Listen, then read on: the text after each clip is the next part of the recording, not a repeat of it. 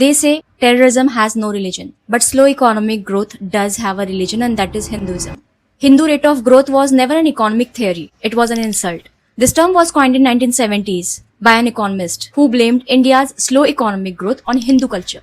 When India was struggling with low rate of economic growth from 1950s to 1980s, it reflected badly on the image of Jawaharlal Nehru, for which his industrial and developmental policies were responsible. However, the Hindus were blamed for this low growth of economy. They said Hindus are responsible for this. Hindus are easily satisfied with whatever they get. They do not have any desire to do more, and they do not make any efforts to get more. And therefore, the country is not making much progress despite all the efforts of Nehru.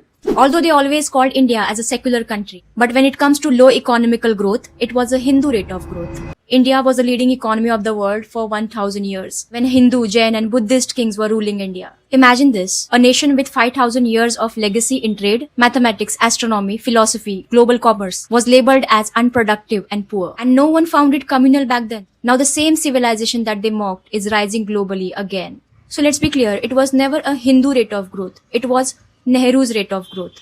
A culture was never a problem. Their system was.